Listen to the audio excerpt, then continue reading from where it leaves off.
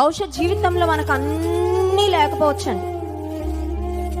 అన్నీ ఉంటే మనం మనుషులం కాదు కదండి. అన్నీ ఉండవు. You don't have everything in this world. But remember, నీ దగ్గర ఉన్నవి లేని వాళ్ళు చాలా మంది ఉన్నారు.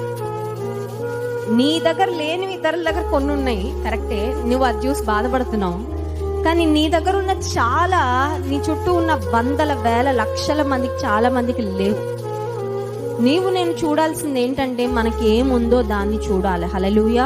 ఎందుకంటే దేవుడు ఏమి ఇచ్చాడో దాన్ని బట్టి లెక్క అడుగుతాడు. ఇవ్వని దాని గురించి దేవుడు లెక్క అడగడు.